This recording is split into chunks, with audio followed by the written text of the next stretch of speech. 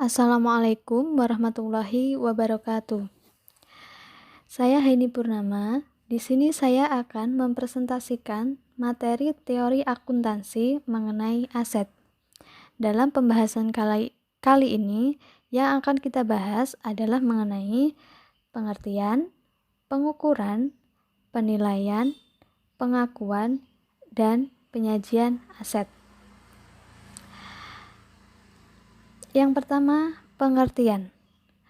Menurut FASB, aset adalah manfaat ekonomi yang akan datang yang cukup pasti diperoleh atau dikuasai oleh entitas sebagai akibat transaksi masa lalu.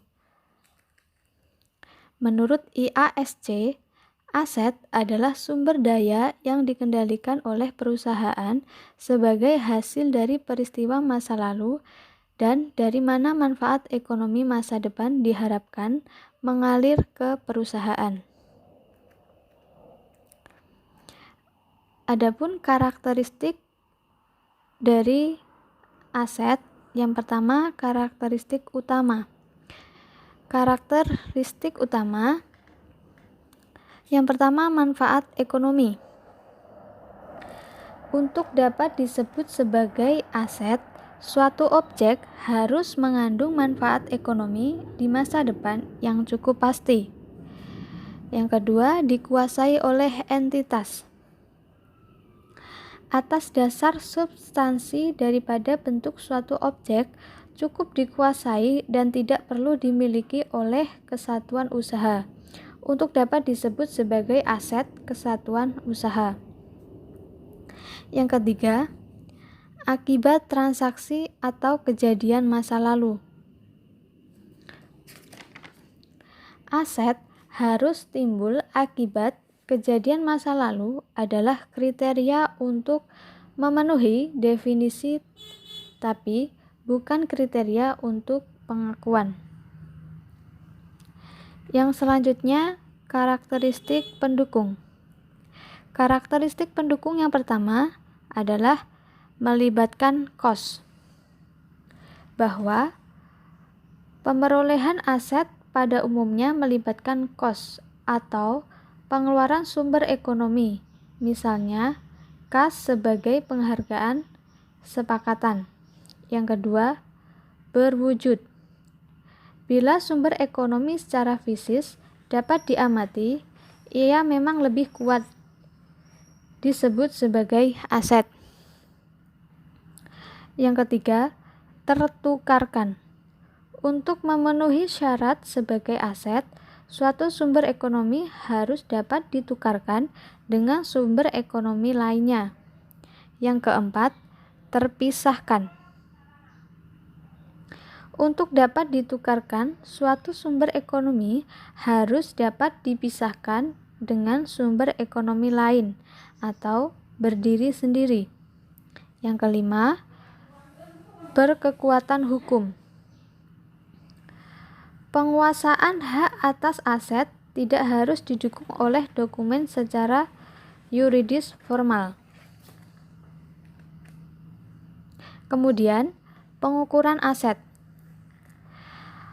Definisi pengukuran aset adalah penentuan angka satuan pengukur terhadap suatu objek untuk menunjukkan makna tersebut. Dengan konsep kontinuitas usaha, pos atau sumber ekonomi akan mengalami 3 tahap, yaitu tahap perolehan, tahap pengolahan, tahap penjualan.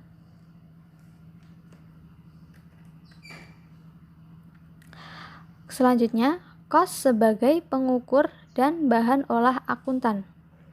Konsep dasar penghargaan sepakatan menegaskan bahwa pengukuran aset pada saat pemerolehan yang paling objektif adalah jumlah rupiah yang terlibat dalam transaksi pertukaran antara dua pihak independen yang sama berkehendak.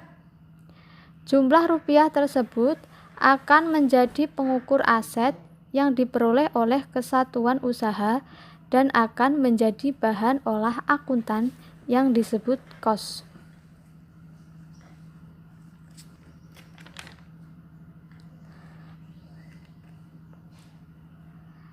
Selanjutnya, penghargaan sepakatan sebagai bukti. Transaksi pertukaran jual beli dapat dijadikan landasan untuk menentukan kos yang terandalkan karena penghargaan sepakatannya didasarkan atas mekanisme pasar yang bebas, sehingga tidak menjadi bukti validitas pengukuran kos, lebih-lebih dalam mekanisme pasar sempurna. Selanjutnya, pengukuran kos. Besar kecilnya kos harus dicatat pertama kali sebagai pengukur suatu aset pada saat pemerolehan. Pemerolehan aset merupakan kos yang begitu saja selain dalam kegiatan tetapi juga terdiri dari serangkaian kegiatan. Kegiatan biasanya mengorbankan suatu pengorbanan sumber ekonomi. Oleh karena itu, besar kecilnya kos harus dicatat pertama kali sebagai pengukur suatu aset pada saat pemerolehan. Selanjutnya, penilaian.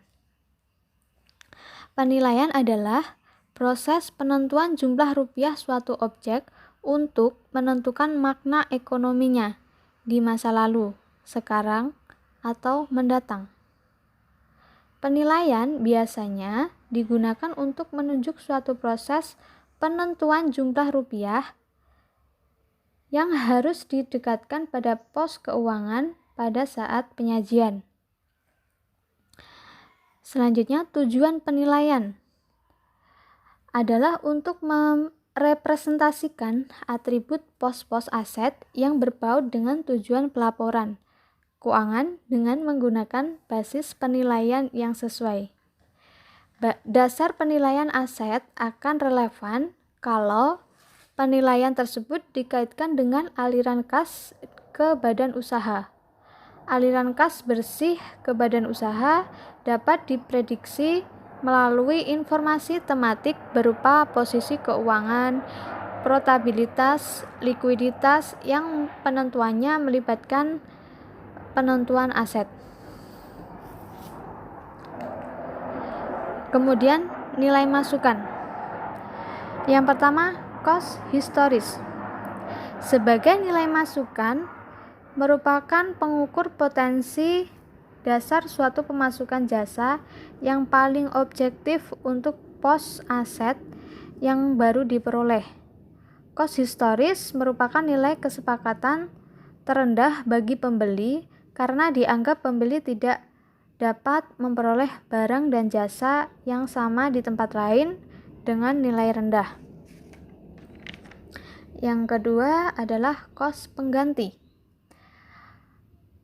Kos pengganti menunjukkan jumlah rupiah harga pertukaran atau kesepakatan yang diperoleh bukan sekarang oleh unit usaha untuk memperoleh aset yang sama. Semua jenis dan kondisinya atau penggantinya yang setara. Yang selanjutnya, kos harapan. Kos harapan adalah nilai pengorbanan ekonomi di masa datang. Selanjutnya, nilai keluaran. Nilai keluaran meliputi harga jual masa lalu, harga jual sekarang, nilai terrealisasi harapan sekarang. Selanjutnya, pengakuan aset. Pada umumnya, pengakuan dilakukan bersamaan dengan adanya transaksi kejadian atau keadaan tertentu. Beban tangguhan pada beberapa kasus, pelaksanaan kaidah di atas menjadi pelik karena karakteristik kos yang terlibat menyebabkan keraguan beberapa kasus tersebut tidak pas jika diperlakukan sebagai aset biaya dan rugi. Kesulitan semacam ini menimbulkan praktek bahwa kos-kos semacam itu ditampung dalam satu kos yang disebut beban tangguhan.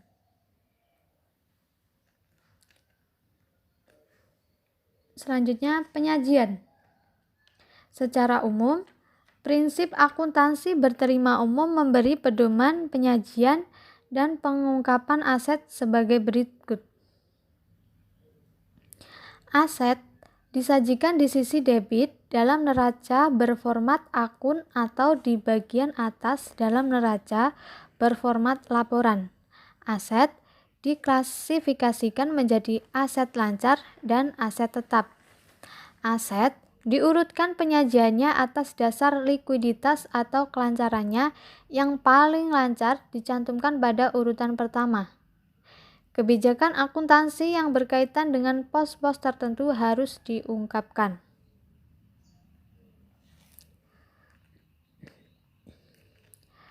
Demikian presentasi dari saya. Ada kurang lebihnya saya mohon maaf. Wassalamualaikum warahmatullahi wabarakatuh.